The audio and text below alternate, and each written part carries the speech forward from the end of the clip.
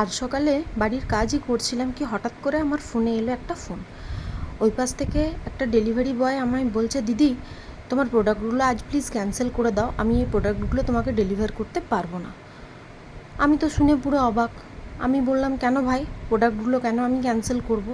তো বলছে, আমার প্রোডাক্টগুলোর মধ্যে কোনো একটা প্রোডাক্ট এখানে নষ্ট হয়ে গেছে, লিকেজ হয়ে গেছে অ্যাকচুয়ালি।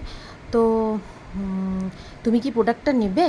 তো আমি বললাম, ভাই লিকেজ হলেও আমার কিছু করার নেই, আমার ইমার্জেন্সি যেসবগুলো খুবই দরকার আর্জেন্ট আমি সেগুলোই অর্ডার করেছি, তো তুমি দিয়ে যাও না। দেখো দিদি, তুমি নেবে কনফার্ম তো? আমি বললাম, হ্যাঁ হ্যাঁ আমি কনফার্ম, আমি নেব, তুমি দিয়ে যাও। তো তারপর আমি এই খুঁজে দেখছিলাম যে কোন প্রোডাক্টটা এখানে আমার ড্যামেজ হয়ে গেছে। তো দেখতে পেলাম যে এই যে একটা যে কোল্ড ড্রিঙ্কসের ক্যান আছে সেটাই একটা পুরো ফেটে গেছে। এটার জন্য তো কারোর কোনো দোষ নেই, এটা হতেই পারে। আর এগুলো আমার খুব দরকার ছিল বলে আমি আর এটাকে ক্যান্সেল করলাম না। তারপর আমি নিজের মতো কাজ করতে রাখলাম। সন্ধেবেলায় আমি বাড়িতে বানিয়েছিলাম পাপড়ি চাট। এই আনহেলদি খাবারকে একটু হেলদি বানানোর চেষ্টা আর কি। সন্ধেবেলা হলেই তো মনে হয় একটু চটপটা কিছু খাওয়ার জন্যে, তাই বাড়িতেই বানিয়েছিলাম পাপড়ি চাট, একদম ঘরোয়া পদ্ধতিতে। তো এই যে এই পাপড়িগুলো, এগুলো আমি বাড়িতে বানাইনি, এগুলো আমি যে কোনো ভুজিয়া ভাণ্ডারে তোমরা পাপড়ি পেয়ে যাবে, রেডিমেড পাপড়ি। তারপরে এই যে আলু সেদ্ধ, ঘুগনি, দইটাকে এখানে আমি একটু নুন মিষ্টি দিয়ে ফাটিয়ে নিয়েছিলাম ভালো করে। একটা গোটা পেঁয়াজকে আমি কুচিয়ে নিয়েছিলাম, তার সাথে লঙ্কা, এই যে সামান্য একটু ভুজিয়া নিয়েছিলাম। তেঁতুলের এই মিষ্টি চাটনিটা এটা আমার বাড়িতেই বানানো, তার সাথে ছিল বিট নুন আর এই যে ভাজা গুঁড়ি মশলাটা। তো এবার চলো সব জিনিসগুলো আমি একসাথে অ্যাসেম্বল করে নিই। তো পাপড়ি চাট বানানোর জন্য প্রথমেই নিয়ে নিলাম একটা প্লেট। এর মধ্যে প্রথমেই দিয়ে দেবো পাপড়িগুলো। আমি না ভীষণ খেতে ভালোবাসি, তো সন্ধ্যা হলেই মনে হয় একটু চুটুর পুটুর কিছু খাই।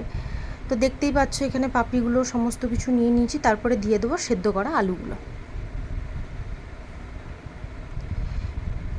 বাড়িতে মাঝে মাঝে এইসব বানিয়ে দেখতে পারো, এগুলো দোকানের থেকে কোনো অংশে খেতে কম হয় না, ভীষণ টেস্টি হয় আর হেলদিও হয়, কারণ বাড়িতে বানানো তো। তারপরে ওপর থেকে ছড়িয়ে দিলাম ভুজিয়া। এরপর সেই ফাটানো দইটা নিজের স্বাদ মতো আমি দিয়ে দেবো। তারপরে দিয়ে দেবো মিষ্টি চাটনিটা।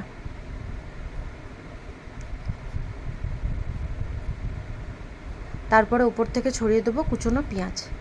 তেঁতুলের এই মিষ্টি চাটনিটার রেসিপি যদি কেউ চাও তাহলে আমাকে কমেন্ট করে বলো, আমি দিয়ে দেবো। এরপর একে একে ওপর থেকে ছড়িয়ে দেবো নুন আর ওই যে ভাজা গুঁড়ো মশলাটা যেটা, তারপর দু একটা পাপড়ি এরকমভাবে ভেঙে দেবো।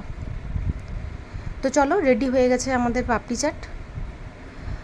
তো পাপড়ি চাট খেয়ে আমি ডিনার আজ আর কিছু করিনি। উফ, এটা চরম হয়েছিল খেতে।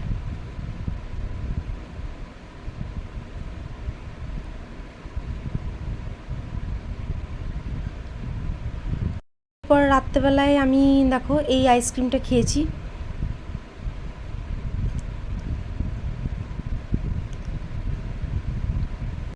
আমি না আইসক্রিম খেতে ভীষণ ভালোবাসি, বিশেষ করে যে আইসক্রিমগুলোর মধ্যে একটু ফ্রুট অ্যান্ড নাট থাকে সেগুলো আমার খুব প্রিয়।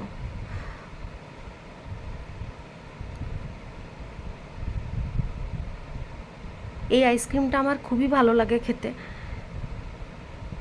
তো এইভাবেই কেটে গেল আমার পুরো দিনটা। তো তোমরা যারা আমার ভিডিওগুলো প্রতিনিয়ত দেখছো বা দেখো, তাদের জন্য আমার অনেক অনেক অনেক ভালোবাসা। তোমরা সবাই খুব ভালো থেকো, সুস্থ থেকো।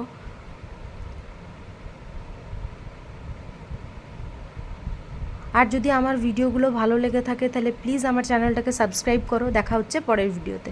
By, take care.